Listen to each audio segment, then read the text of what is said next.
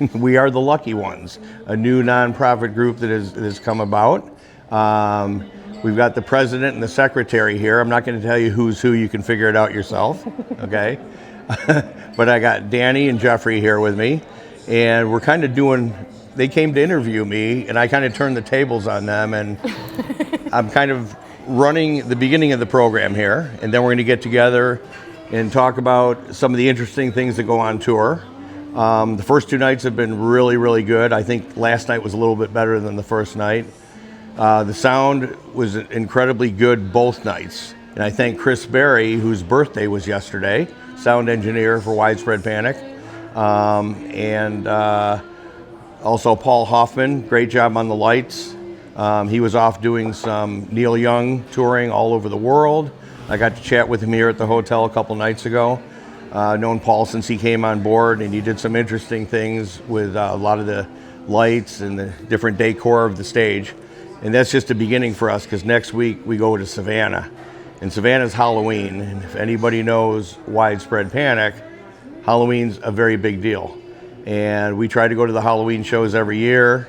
They move around, but the last couple of years they've been in Savannah, except for last year. They were not playing last year. So we're all excited to see what Paul has for the set decoration, the lighting and all that. And we're all anticipating killer 2 nights next weekend, Friday and Saturday. I think there's still tickets available. Upstairs, no tickets available. It's totally sold out. Like to hear that. But I know they're broadcasting it, and if you want to get the pay-per-view TV, I think it's through Nugs. Is it through Nugs? Got to be through Nugs. So anyways, that's going to be next weekend. So today, our very special guests are here, waiting with bated breath to come up here and talk to me. And Jeffrey's going to be a technical person today, making sure everything's running perfectly. And I think Danny's going to come up here, has some pointed questions. Hopefully I have the right answers. Danny! Hello, hey Z. What's happening?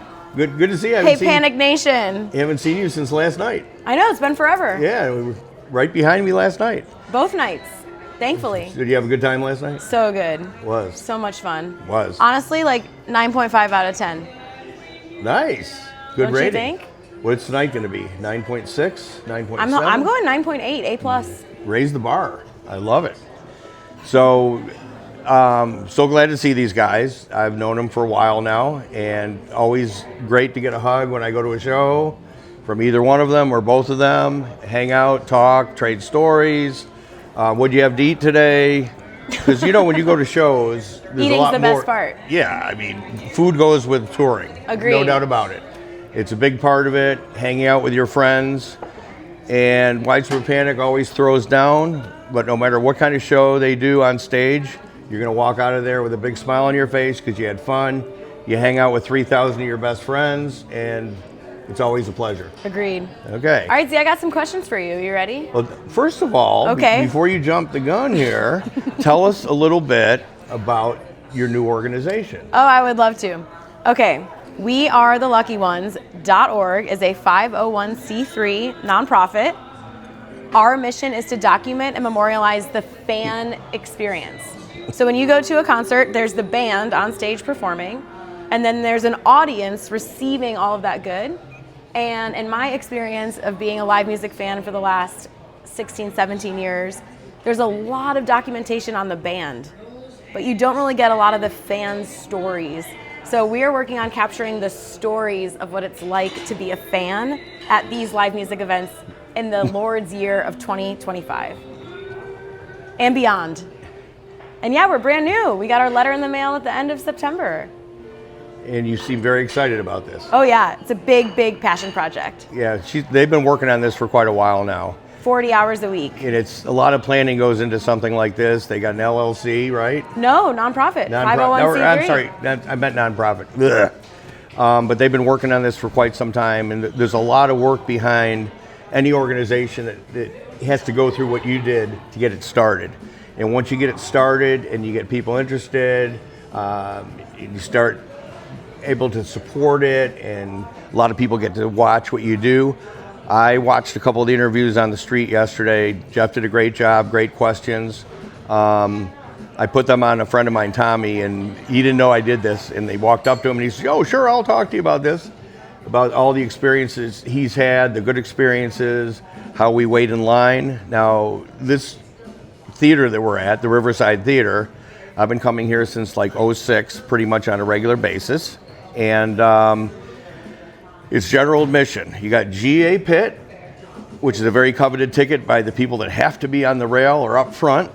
And then you've got GA for the rest. There's a few reserved rows in the lower part of the balcony, which is called the Loge. And we get there early in the morning. It seems like every year we've been getting there earlier and earlier. We used to get there at like 1 o'clock in the afternoon and be the first in line. This year, some of the crew that I work with, the tapers, we've been getting there at like 6 in the morning. And there's 6 of us taping these shows. And I got to tell you, all of us have made great tapes in this theater. It's a lot of its location, and that's why we get in line so early. In what we refer to as the sweet spot. Exactly. And it's usually a lot of the same tapers every year. Charles and Bennett are here every year with me, which is great. CK is here from St. Louis. Mike Clark is here. Sam is here. And Stuart from Baton Rouge, who is my roommate. And we've been having a great time. And again, there's a lot of stories about food. And I think I've put on at least 2 or 3 pounds in 3 days. But Looks we good get on you. Oh yeah, more to love, right? But anyways, we get there early in the morning and we take turns. I vacated the line to come over here back to the St. Kate, which is where we're at now. A very elegant hotel. Bo Bingham is the manager today, and he allowed us to do this. He was very gracious about it. And lo and behold, he was at the show last night. So when we get done with this, I'm going to give him a link to my recording and also anybody else's, because 3 of us have uploaded each night. It's something we love to do. It's a camaraderie with tapers. We're all good friends. We see each other several times a year. And it's the kind of thing you look forward to seeing your friends. Well, yeah, I have a few questions about this taper community that Oh, you're in. you do? I do, yeah. Oh, I'm surprised, really. Yeah, I do. You ready? I'll try. All right. I want to know how long you've been taping. Do you remember your first show that you taped? Yeah, I kind of got a late start. I've got to see the Grateful Dead since 1973, and that was my love. A lot of the people that do this Panic thing and go all these Panic shows, I was doing, 52 years ago I started doing it. And going to shows live, to me, there's nothing better, okay? I love the live experience. And did I tape the Grateful Dead? No, I've taped a lot of the offshoot bands after Jerry died, but I helped a couple friends of mine. A friend of mine, Mark, in 1979, was the first time at Hollander Stadium, which is in Rochester, New York. I went to school in Rochester, and it's a soccer stadium. I went there with my cousin John, who's 5 years older than me. He passed away a few years ago, and he was like my mentor, like my big brother. He got me into the Dead when I was very young, and we went to that show together with his 2 sisters, who are also Deadheads. And ever since then, it's just evolved into more and more. So I started seeing Panic in, I think, 92 was my first year of Panic. I did some of the festivals in Athens. They played every year, and great. It was phenomenal. Got to see a lot of other bands. John Popper was there one year, sat in on Chilly Water. But the first time I actually did any taping was, I think, 1996 at the Georgia Mountain Center, which is in Gainesville, Georgia, not Florida. And it was a phenomenal show. I think I was patched out of Julian Eldridge, who I'm happy to say started taping again after a hiatus of like 25 years. Oh, wow. Totally into it again. He's turned into the old nerd that he was, which is great. We love nerds. Yeah, we love nerds. Yeah. We're all a bunch of nerds. Live music nerds unite. Yeah. But there's nothing better than live music experience, okay? You can listen to vinyl at home, and the crackle of a turntable is always great. But going to a live music event, to me, is very special. What's your favorite part of being like a part of the taper community? Is it friendly? Is there like competition? Both. Okay. It's very friendly in the fact that we're all good friends. It's a camaraderie. It's a brotherhood, okay? And sisterhood, there are a few female tapers, not enough. Betty. Yeah, I wish there were a few more, actually. But it's great when you're going to a show for a 3-day run and you're going to see a lot of your friends that you tape with. And the competition part is usually we're all in a hurry to upload our show afterwards. Aha. And try to be the first to get it up, but it doesn't really matter because... Are you ever the first? I've been the first several times. Okay. Bennett's been the first several times. Charles Fox is as speedy as it gets. Ooh. And I want you to interview him at some point. Would love to. Because he does a great job. I met Charles, it was either 98 or 99 in New Orleans. And we've been friends ever since. And it's a camaraderie, but it's also a competition. Let's get our show up. Who's going to be first today? Do you pay attention to like listens, like how many people have listened to your stream versus somebody else's stream? Not really, No? not really. So we don't stream all the shows we do. Or not stream, but like put them on archive. But an archive, yeah. There's you can see how many views and how many hits, and it's amazing some of the things that I've taped in the past that get out there and how many people have actually listened to it. Okay, I have a question for you. Yeah. I didn't send you this one ahead of time. When you're done taping, I've been listening to Z-Man's tape since I was like a teenager. And at the very end of the show, you list off a lot of letters. Oh, okay. Would you explain what at least some of them stand for? Okay, FOB. Front of board. DFC. Dead fucking center. ZFC is just Z-Man front and center is what I like to put on there. ZFC. And KFC. Kentucky Fried Chicken. I just threw that in there. And AARP. I'm old as fuck. Old as fuck, over 50 years old. Now, the one thing about me going to shows is I'm usually the oldest taper. Are you the oldest taper at the Riverside? Oh, yeah, by far. Yeah. By far. Do you carry your own equipment? Yeah, I carry my own equipment. Do you walk to the shows or do you Uber? It's 0.3 of a mile from here, from the hotel. I walk. He's walking. Yeah. The other thing is, if I had to depend on an Uber to get back, you're competing with 3,000 people to get an Uber after a show. And you have 0.3 of a mile. Yeah, in 0.3 of a mile, I can hoof it back in 0.3 of a mile. So that's not that bad. All right, and then is that it? AARP and then? AARP, that's about it, really. Yeah. All right. Sometimes there's an OTS in there. What's that? Official taper section. Okay. But as everybody knows, Widespread Panic, their rule of thumb is tape from your seat. They've been very cool about that all the years. And if we're in the way, if they're doing cameras, like for Nugs, or if they're doing a filming, we make sure our mic's head level, 6.5 feet. And sometimes when I go to a show, whether it's Panic or not, and there's cameras involved, I know a lot of the camera people from Nugs actually that have taped over the years.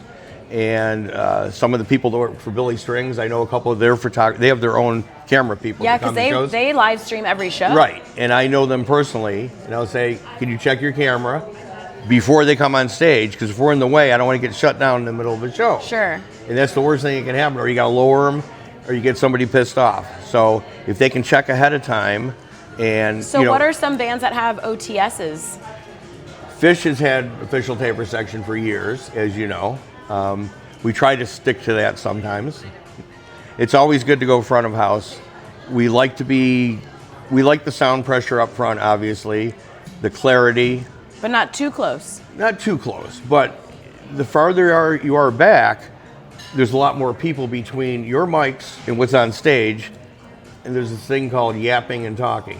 And I still don't understand why people spend... Dave wants you to STFU. Shut the fuck up. I still don't understand why people come to these shows, spend $100 in a ticket, drink a lot of beer and stand around and talk. You're preaching to the choir. I mean, it's ridiculous. These people spend this kind of money and they don't even listen to the show. I agree. And I feel like I'm taping because they can listen to it the next day. Exactly. Yeah. But sometimes, you always ask nicely the first time. I said, please curtail your conversation. Second time, a little more firm. Third time is go to the fucking bar if you want to talk. Right. And they'll say, oh, it's because you're taping. I said, no, because if I came to this show to listen to the show, I don't want to hear people talking about what they had for dinner or how they got laid or what they went away on vacation. Do that before the show. You can do it at set break. but it's ridiculous how many people The band stand gives around. us between 31 and 37 minutes to chit-chat. Yeah, you got plenty of time, and you got hours Okay, before. question for you. Yeah. About how many shows do you tape a year? Last year, What are you up to right now? 273. But the How year's many not over days yet. of the year has there been? That's a good question. I'm not trying to go for any records. I really do I enjoy think you live might music. be close to every day. Yeah, What are last you year. doing, like 5-6 days a week? No, 6 to 7. Yeah. So last year I did 411 shows, and everyone says, "Well, you can't do it. There's only 365 days." Well, I do a lot of doubles, and sometimes I've done 3 shows in a day.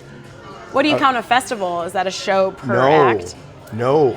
That's what a lot of people do. I count a festival as one show, even So if I'm there Panic in the taping. Playa, Panic in the Playa, I break up because there's a late night show. the Lagoon. The lagoon sets, you got the poolside sets. So you do break those up. Those into I do. different But if shows. I go to a festival, And you're set up in one spot in the a whole 4-day time. festival, I count each day as one show, even if there's 10 acts and I'm Wow. taping for 15 hours. That's the way I do it. Wow. There's no set rule, but you see some of these jabronis that I got the Guinness record. I've got 128 shows I saw this year, and I'm not trying to break records, but when that came out, my phone got blown up. My Facebook says, "We'll sponsor you. We'll pay the $50, man." And honestly, I don't care about that. But when these guys come in at 128 shows, that's like a good quarter of the year for me. You know, it's like 4 months. I mean, I just don't understand it. But I found out from the guy that was going for the record last year, he's come to a couple shows that I've been to, and I talked to him. He's got to pay for a ticket. He's got to get the manager to sign off and document it, okay? Do I do that? I get guest listed for a lot of shows, okay? Not Panic, but for a lot of other shows. And when I go, I not only record every show I go to, but I upload it. I mean, there's the proof right there that I've been to that show. Sure. But I'm not worried about Guinness Book of Records Records. and It things doesn't like matter. that. But a lot of Yeah. people said I should do that. It doesn't really bother me. And how many times you've taped at the Riverside? Pretty much every Riverside show. I've taped a lot of Riverside shows. There's What's one like a 4-night standout run. memory for The you? 4-night run was great. Yeah. This That was band- 2021. Yes. This band loves the city, and they love that theater. I mean, and they always throw down in the theater. And Is there like a song or like a moment or like a memory from the Riverside or from Milwaukee? There's so many. I mean, there's so many great shows that have been played here. My memories are just hanging out with my friends here, having a great time. No matter what goes on stage, I'm going to walk out of here feeling like I had a great time. Yeah. And you're hanging with some of your best friends Sure. that you get to see, 15, 20 times a year because you all go to shows. But there's more to life than Widespread Panic. I do a lot of other shows. I taped 411 shows last year. Panic didn't play that many shows, so there's other music out there. And I really try to get people to go to other shows. I go to Athens. Why didn't you tell me you were going to be here? You don't need me to be in your town to go see good music. Go without me. Yeah. Well, WATLO, we support a lot of bands. That's awesome. We celebrate the finest bands, connecting the luckiest fans. We are the lucky ones. We are lucky. We right. have so many bands to choose from. Why limit ourselves? There's no reason for that. So do you chase songs anymore? Like, are you gunning for a specific Honestly, song? Yeah. I'm like everybody else. Why haven't I seen a Papa Legba? Why haven't I Ever? No, in the last whatever. It's been missing. Agreed. I think it's. I want to see a Yeah. Pusher Man. I haven't seen that. I've in never long seen a Pusher time. Man. I've seen a few of them, but it's been a while since they played that. And I know the band has cut back and they're not playing as many shows, so the set lists have been a little different. There's been a few songs that have popped up. The Harder They Come we saw twice this year, and that was great. Always great to see that. And they played it back in the day when we saw them many, many years ago. Dear Prudence is another one of my favorites of the newer ones they've been doing that they pulled out. That came out in 22. Yeah, I mean, that was phenomenal. And that was, I think, the Vegas show was my favorite. That was the first one in Because 22. the first one always seems the best. How about when you go to a sushi bar, the first time you've been there and it's phenomenal, right? And you go back a second time, you're all excited. It's really good, but it's not the same. That's happened to me many times in restaurants because you're so psyched. You found a restaurant that you've never been to before, and the food is phenomenal. You can't wait to go back there. and you go back there, and it's going to be good. Sure. It's never good as that first time. But sometimes, like a song like Little by Little, they've played 12 out of 12 runs so far this year, and I think it just keeps getting better. But who's counting? You. I'm counting. Yeah, that's my job. All right, I got a question. Yeah. This is my last one, and then the That's it, floor you're is done? yours. I thought you'd be full of questions. I could keep going, but this Go is my ahead. last one that I have scripted. All right. In this day and age, fans have access to soundboards pretty easily if you subscribe to Nugs. Nugs, we're looking for a sponsorship. We're a 501c3 organization. You guys hear that, Nugs? Nugs. Why would a fan want to listen to an audience tape rather than the soundboard? Or what's the motivation there for you? What motivates you every day to keep doing these audience tapes? I go to shows because I love live music. I like to capture live music. Sometimes you get lightning in a bottle, okay? You're at a show, I'm in Atlantic City seeing Widespread Panic, and all of a sudden, Jason is there, comes up on stage with his fiddle and just blows the doors down. You don't see that every day, okay? And to me, that's exciting. I love seeing guests sit in, especially when you know the guests. And that was phenomenal. You never know who's going to show up. And Panic's really good about bringing guests up. And they were in Memphis a couple weeks ago, 3 weeks ago, I think. And I didn't go. I wish taping were allowed there because most of the bands that play there are taper friendly. I've reached out and asked if I could record. I'm not trying to put a plug in to record, but sounds like it a little lot bit. of us there would be a lot of tapers there if they would open it up for taping. But and so for me, as a fan, I like to listen to an audience recording. yes. I won't say which one I listen to, No, you but it's you don't want probably to break yours. my heart. I understand. No, it's yours. Oh, it is? Oh, yeah, it thank is. you. And then I like to listen to the soundboard. And my favorite thing about audience tapes versus a soundboard are those crowd reaction moments. Because Bingo. the soundboard isn't capturing the audience singing. And a lot of those street interviews we've done, people's favorite moments at the Riverside is when the audience gets louder than the band. And we're howling during Greta louder than the band. We're screaming, we got a party going on during Blue Indian. So I know you like to shush me when I stand behind your mic, but I think I can't help it. Part Instinct. of the audience tape that makes it unique compared to the soundboard, which now we have access to more than ever. Before we didn't have this.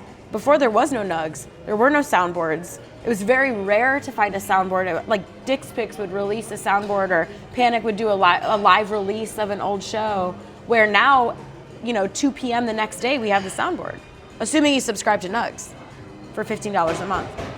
Which is a great deal. You get so much music. So much, and all those live streams of the video content like we talked about with Billy.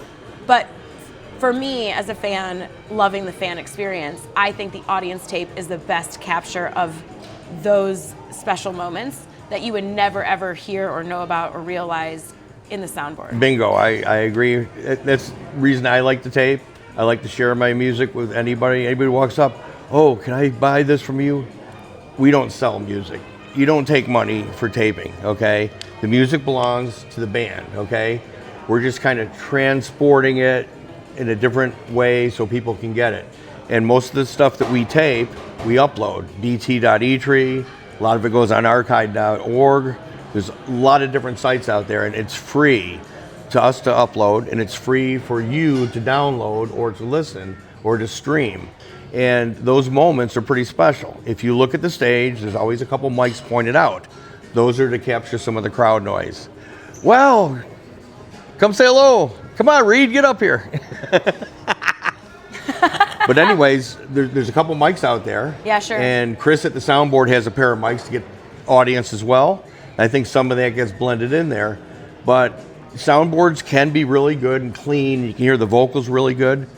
But the vocals can hear have JB really well. But the vocals have been really good, with the job Chris Berry has been doing for the last several years. Your audience tape from last night sounds spectacular. And I think the first night sounds a little better than the second night. Don't ask me why. I'm in the same exact spot, same chair, same height. Well, I don't know if you know this, but Home Team FM, hometeam.fm, where you can catch all the live set list updates, they had a petition for fans to sign for Sonny to bring his whistle back. Because in all of 2025, he had not played his whistle. And during Surprise Valley, night 1 at the Riverside Theater, this whole song started with the whistle.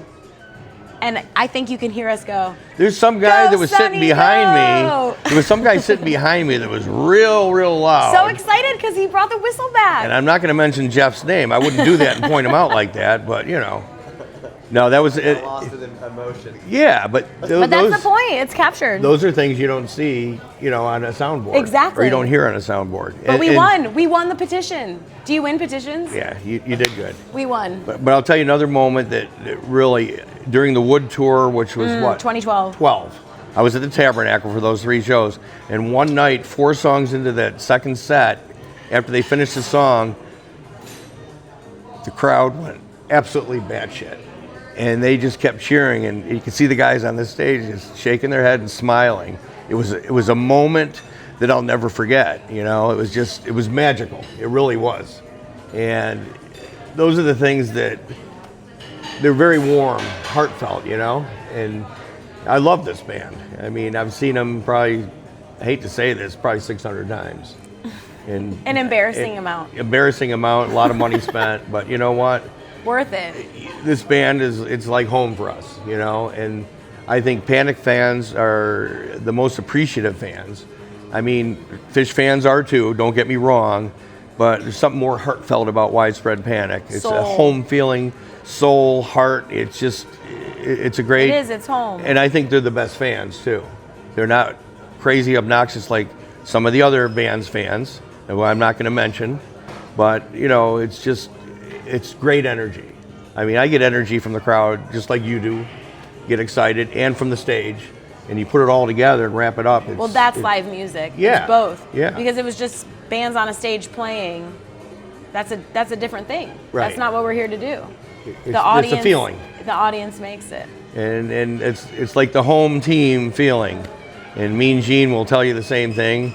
Started home team in 1995, and I was there for part of that, and Eli and Chris Cage and JT, back when it's 30 years of home team now. And it's caught on really big. I mean, I've probably got 30 home team shirts over the years. Some of them are Home team crazy. AF. Yeah. But no, home team's really big, and Mean Gene's got home team records going now, which I think is fantastic. Wow. Yeah. And you've met Mean Gene, right? I don't know. He's not here, and he's not going to be in Savannah because he's got 2 young girls, and they're going trick-or-treating. It's hard. Will he be in Port Chester? Yeah, I think he is in Port Chester. You'll meet him there. No, great people. I've known Gene for probably 35 years, and he's an old friend of mine. He's young, but he's an old friend of mine, if you know what I mean. Yeah. But like I said, the Taper community, we thrive on each other. We push each other. Hey, run 4 mics. Run 6 mics next time. And a lot of the Tapers run 6 and 8 mics. Right, Charles Fox? And Each of you? Huh? No. Charles will run 6 mics. Just Bennett for him? runs 4 mics. Yeah. And they do a matrix. What do you do? How many do you I run do? 2. Once in a while, I'll get the soundboard and I'll run 4. I've borrowed mics before and run 4 channel. Not a lot. I do a lot of shows and I get behind on uploading because when you go to a festival, you don't have one set to upload. Right. You got, Do you need a secretary? Probably, but I can't afford to pay one. I love I don't volunteer work anymore. positions. You want to start spinning now? I got 1,500 DATs if you want to transfer and start doing. I got. I don't know what cassettes that out the means, yin but I'm yang. down. I got a lot of cassettes you can have, work on. It's just. Wow. It's a whole different Sounds like age a now. project. Yeah, it is a project. Well, thank you. Any other questions? No, yeah, You thank sure? you. Yeah, this Done? has been amazing. Not for Okay. now. So now my question to you is, what's the next step for you guys? What do you got planned? What's coming up? We are releasing video podcasts on our YouTube channel, which is WATLO, which stands for We Are the Lucky Ones. WATLO Podcast. You can find us on Instagram and YouTube. We Are the Lucky Ones. We are filming, editing, releasing video podcasts. If you want to become a guest, you can fill out a form linked on our website and on Instagram. Nice. We're also doing show recaps, so we write very nerdy, detailed show recaps for I know Widespread one of the Panic. writers. Very nerdy. Very nerdy. We are everywhere. You can submit an eyewitness report. If something hilarious happened, you had a conversation in the bathroom, you saw something, when JB took his jacket off, whatever. He took it off for the second set the first 2 nights. No. The first night he took it off after 2 songs. Yeah, it was warm in there. Last night he had it on the whole night. And I heard someone say the jacket is the new backwards hat. The new backwards hat. Working on street interviews. And we do street interviews, live interviews in the streets, asking fans about their experiences, because that's what we're trying to do, capture their stories. So those are our 3 methods of accomplishing our mission. And I love the street interviews yesterday. We have some good and ones. the day before, I watched a couple of them, and We're actually going to go do that after our interview. I'm not surprised. Yeah. Yeah. And we do have a donate page. We have Venmo, working on Zelle and PayPal, but right now we have Venmo. And like I said, we're 501c3, so if you have things to donate, we got a podcast mic donated to us. We got some of these microphones donated to us. We can write you an IRS-approved letter, and it's tax deductible, whatever that means. So we're rolling. Good job. Tickets, hotel rooms, whatever you want to give, get us on the streets, capturing the fan experience. So anyways, so this was a dual podcast, I guess. These guys are filming and I'm filming. I haven't done a podcast in a while. So I will tell you, I'm not going to wait 8 months, 9 months to do another one. I will be out in Denver the day after Thanksgiving. Leftover Salmon does their annual 2-night post-Thanksgiving run. And I went out last year and had a ball. This year we got Vince's son Silas is doing an opener, and then Drew's son band is playing the other night, which I think is great. Fun. Keep it in the family. Yeah. Keep the tradition going. Multi-generational. And Matty V is their tour manager, very good friend of mine. I love hanging with him. Look forward to it. That man works hard. He does everything with that band on the road. He sets up the stages, organizes this, organizes that. Gets grumpy every once in a while. Who doesn't? Who doesn't on tour? It's a lot of work traveling. I traveled for work for over 30 years. And I was, you stay in hotels, you go out to eat. It's not as glamorous as one would think. Tell me about it. It's a lot of work, sleepless nights, a lot of setup. Well, Z, when I'm at the show with you, I'm always grateful when that happens. But when I'm there, I watch so many people, dozens and dozens of people come up to you and thank you. Because I think what you do is you bring the music into our homes, into our hearts. You capture this moment in history. And I want to just thank you for doing what you're doing. It is a thankless job in a lot of ways, but I'm here to thank you. It's not thankless. These fans are great. They're great, but you're doing the Lord's work. Well, and I appreciate thank you for that. I do the same thing that you do, that Jeff does. I go to shows. The only difference is I document them by carrying gear in with me. I like to record them, and when I started recording, one of the things that drove me to do that was I get in my vehicle and I can plug in with an 1/8-inch cable from my deck and listen to the show on the way back. Because what people don't know about me was when I worked on the road for all these years, I still went to shows almost every night, even though I worked 10 hours a day, whatever it was, because the music drove me and I wanted to be there. And after I get done with the show, if I'm in Toledo and I drive to Cleveland to go see Railroad Earth, on the way. Shout out to Cleveland. Mistake by the Lake? Nah. No, that's where I'm from. Well, that's what I call it. Remember, the river did catch on fire in the 3 70s. times. Yeah. But now we have the Clean Water Act. I love it. Cuyahoga, right? Yeah, Cuyahoga Okay. River. But anyways, we used to drive back from a show afterwards, 2 hours, and yes, the computer would be on the front seat, and I'd be downloading onto the computer, driving on Interstate 90, tracking as I'm going, which I know you shouldn't be doing, but We won't tell anyone. We used to do shit like that all the time. And a lot of us back in the day, early Panic days in the 90s, would burn CDs as you're driving with a CD burner. Steve Bohannon used to do that all the time. And it's crazy. I got my CDs to burn. Yeah, exactly. Not cities to burn, CDs to burn. But anyways, it's been a lot of fun, and I just love seeing live music. Well, thank you. Well, thank you for your service. And thank you anybody out there that's listening or watching. So anyways, the next one will be probably the beginning of December, right after Thanksgiving. And I think I'm going to do a podcast with Eric Martinez. I don't know if you guys know who he is, but you should, because he plays in Bloodkin. He plays with Jerry Joseph. He plays in the Dirty Birds, who I taped yesterday afternoon. Very accomplished guitar player. And I went to his studio last year. He plays with JoJo Yeah. When JoJo goes on tour? Yeah, he sits in with JoJo and works with JoJo, and they work well together. I've seen them play together. But I went to his studio last year, my first podcast, totally blind, never doing this. I was trying to work up to get 20, maybe 30 minutes into it. When we got done, we looked at our watch, and it was 2 hours and 10 minutes. So That's how this interview feels. yeah, it seems like it goes forever. How long has it been? I have no idea. Should we wrap? Should we wrap? Yeah. You ready to wrap? I gotta get back in line. We got to go back in line. We got a You show got to go you to. got interviews to do. We got interviews to do. Thank you for listening. So anyways, thanks for being out there, and we'll see you at the show tonight if you're going. If not, we'll see you at a show down the road we somewhere. sure will. Great I job. love you, Z. Love you. Thank you. Amazing. All right. How do I stop this thing? 5 minutes.